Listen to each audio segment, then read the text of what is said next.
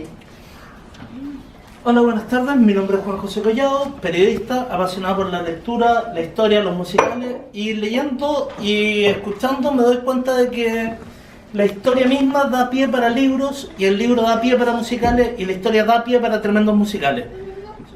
Mi presentación consta de 3 partes. Primero voy a hablar de lo que es de Shakespeare a la televisión, dramas de Shakespeare llevados a miniserie por la BBC en 2 temporadas, The Hollow Crown. Después voy a hablar un poco sobre lo que es el paso del libro al musical, con El Hombre de la Mancha, con Los Miserables y con El Fantasma de la Ópera. Y finalmente me voy a referir a lo que es del libro a la miniserie de televisión, con Sandokan, con Los Reyes Malditos y con El Adiós al Séptimo de Línea en todos sus formatos. Sin más preámbulo, los invito a la presentación multimedia. ¿Te apagó una luz, José?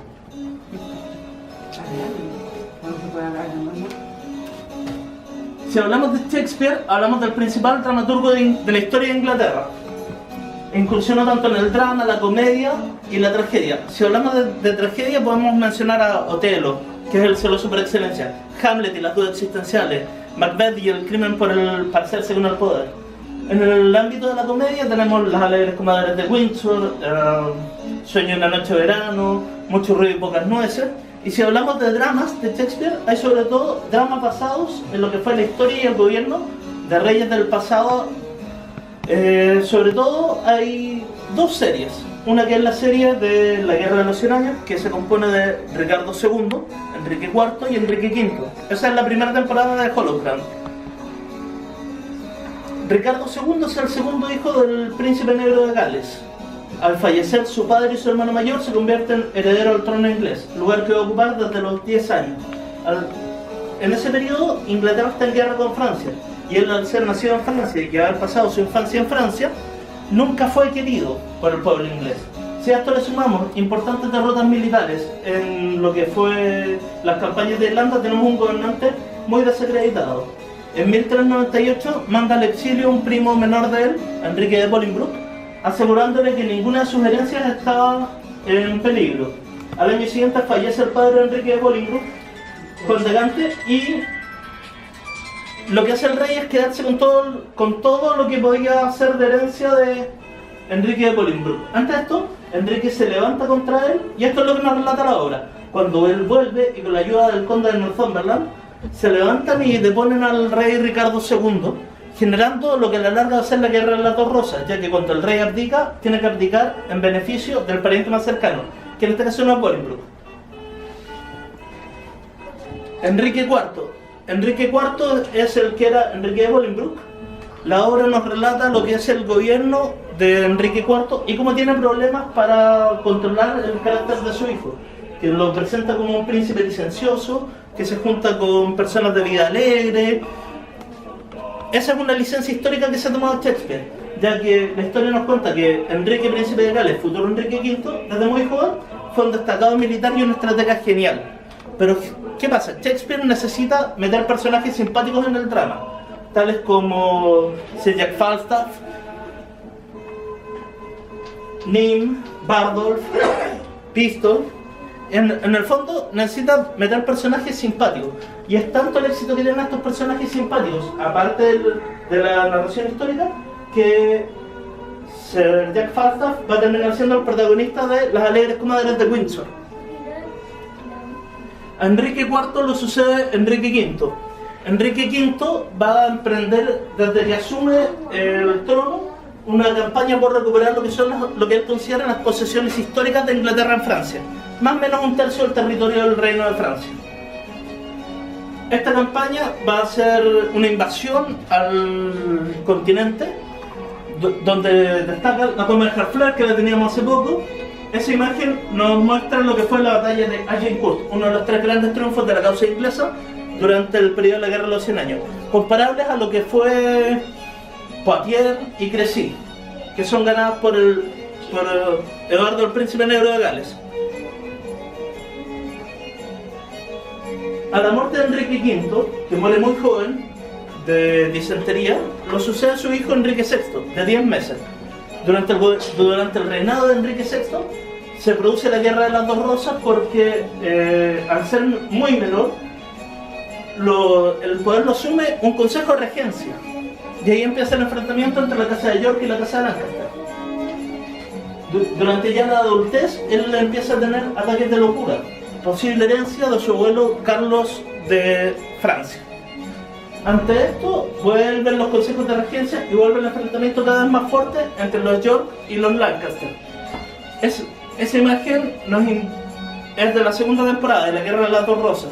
La Guerra de las Dos Rosas incluye lo que es Enrique VI y lo que es Ricardo III. Con Ricardo III se acaba la Guerra de las Dos Rosas, se acaban los Plantagenet y asumen una familia pequeña de Gales, pequeña en poderío, pero que va a terminar dando tremendos reyes, como son los Tudor.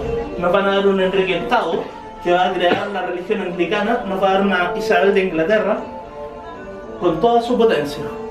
Dentro de lo que es Shakespeare podemos encontrar los dramas tremendos relatos humanos. Por ejemplo, cuando Ricardo II abdica del trono, hace un análisis de su conciencia sobre todos los errores de su gobierno. Y en la noche antes de la batalla de Agincourt, Enrique V revisa su conciencia, revisa si acaso corresponde lo que él está haciendo y llega a la conclusión de que ya que están 1 contra 6 en la ventaja numérica, llega a pedirle a Dios que les impida a sus hombres contar si la diferencia de número los va a hacer perder el valor.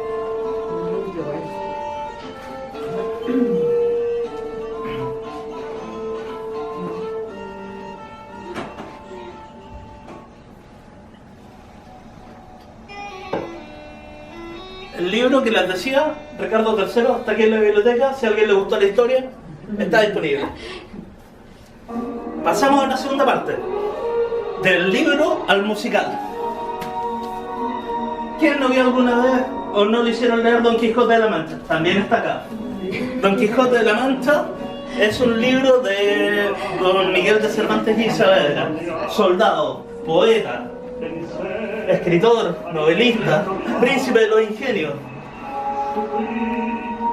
El gran musical del Hombre de la Mancha está basado en Don Quijote de la Mancha.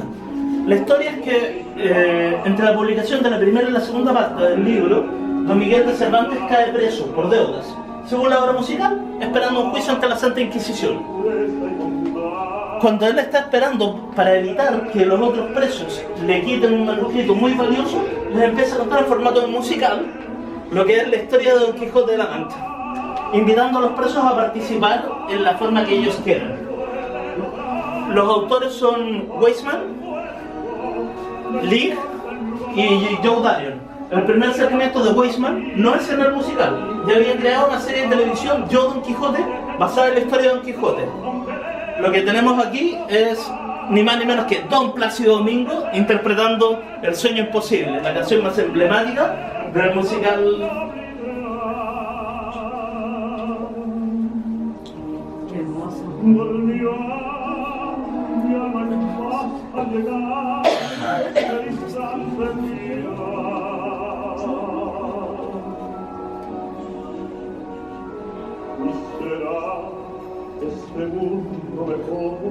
Es una presentación en México que hizo hace poco.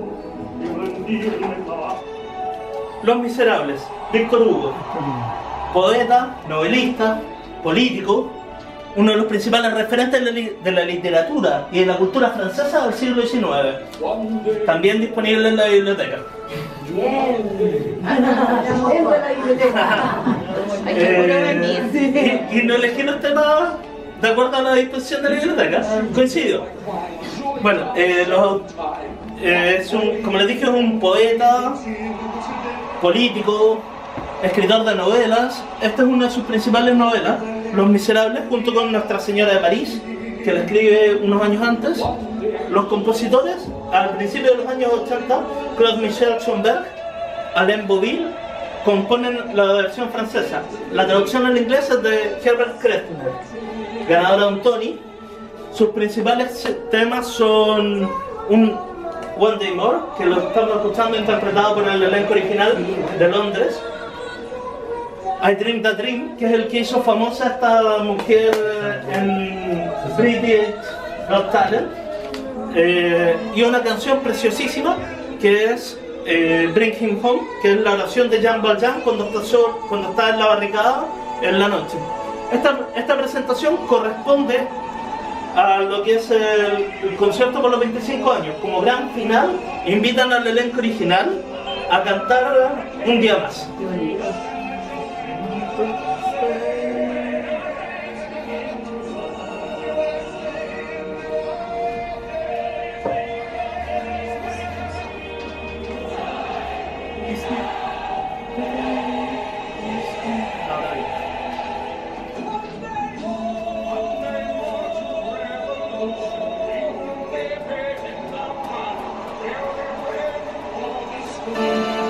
Fantasma de la ópera, Gaston Leroux, escritor de novelas policiales y de misterio francés. Su principal obra, El Fantasma de la ópera. El compositor de la música, ¿qué puedo decir? Nada menos que Sir Andrew Lloyd Webber, Jesucristo Superestrella, Cats, Evita, Fantasma de la ópera, Love Never Dies, José el Rey de los Sueños. Todas obras que tienen 20 o 25 años en cartelera. Esta es una de las mejores Christine que ha habido. De hecho es la misma intérprete que va a ser de Christine en el concierto de los 25 años. Incluso el genio de Sir Andrew va a crearle una continuación años después.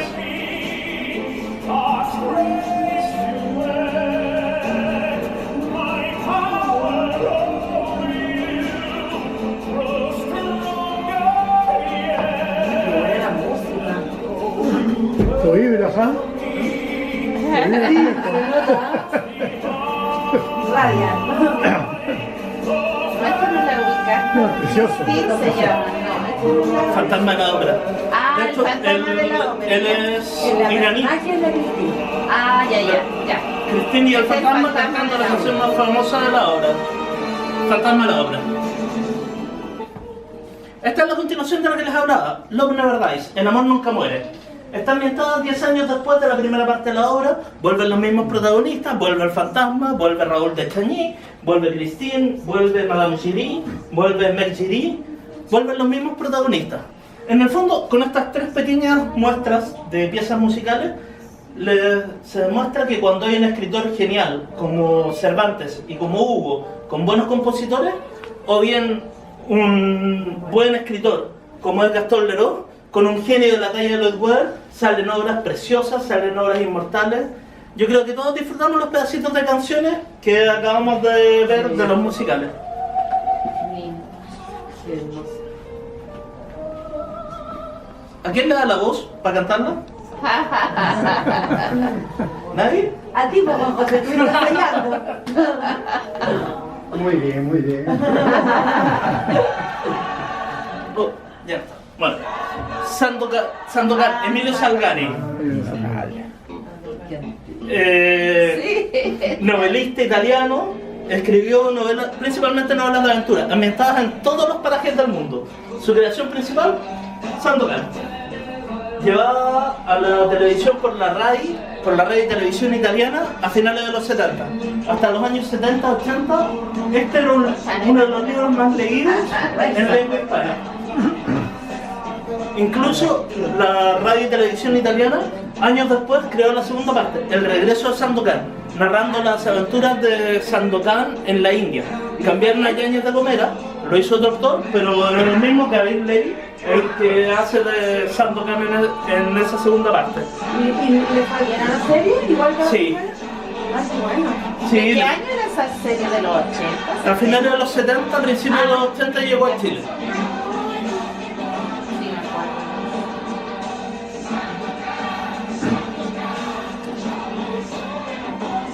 La música es muy buena también. También, sí. Sandokan también está en la biblioteca.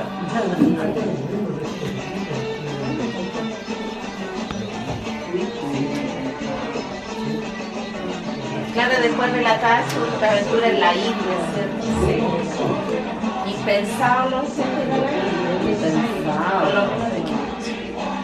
Si alguien quiere la miniserie, hable conmigo, la tengo completa.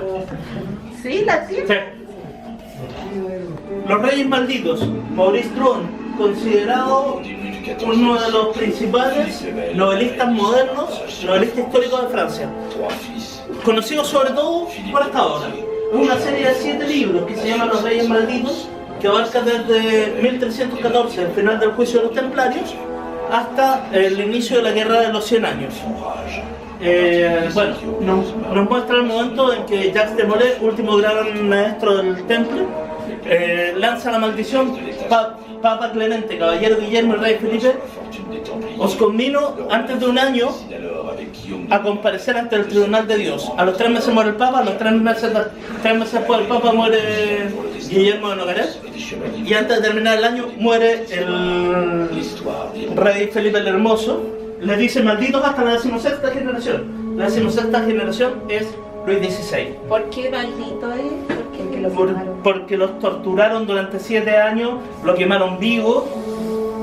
Sí, malditos tenían que estar. Malditos desde 1314 hasta 1789. George R.R. Martin, autor de Canción de Hielo y Fuego, que también está en la biblioteca, y que fue llevado a la televisión por HBO como Guerra de Tronos, considera que Maurice Druon es el mayor novelista histórico de la historia de Francia, después de Alejandro Dumas padre.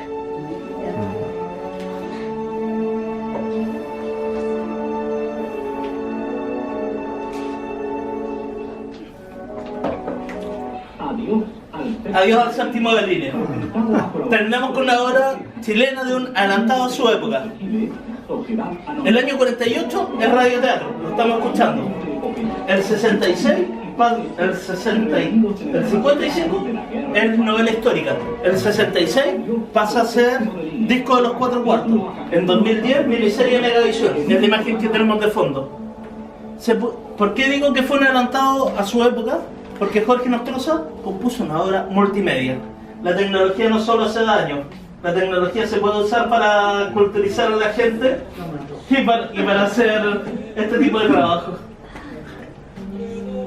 En el fondo, esta tercera parte de mi presentación nos muestra cómo momentos que han sido cumbres en la historia de diferentes países dan pie para novelas que constituyen verdaderas épicas y que son llevadas a la televisión de manera muy interesante y muy atractiva para el público. Por mi parte, eso es todo. Será hasta una próxima vez.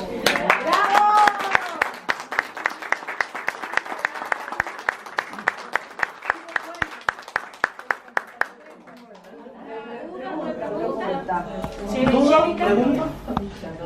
Quería preguntar algo. Está buenísima la música, la imagen. Adiós al séptimo línea no va a pasar nunca, porque siempre se va a mantener Siempre. en el presente y en el futuro. Pregunta. Uno que no sabe, ¿Sí? habla muy rápido. Ah. Entonces, al hablar muy rápido, son demasiado cosas que tratan de meter en la cabeza. Otra cosa, ¿en qué año José Nostroza hizo la primera? El radioteatro, el 48. 48. El 55 es novela. ¿Ya? El 66 es disco de los 4 cuartos. Ya, pero el 48 salía por la radio. Claro, el 55 es libro, es novela. El 66 es disco de los 4 cuartos, 12 canciones, 28 minutos y medio. Y el 2010 es miniserie de Mega. ¿Sabes por qué? Porque esa novela con mi madre y mi hermano la escuchaba. Entonces, quería saber bien el Sí, el 48. Oye, en la televisión, no sé si el 17 o el 18, hay un crítico literario que abarca muchos libros y la historia antigua, toda la historia moderna y todo. Realmente es muy interesante. Se ha hecho justamente lo que tú decías, de la parte del movimiento, tanto terrestre como de los famosos cohéticos y cosas así que están llegando. Lo explicaba muy bien el otro día.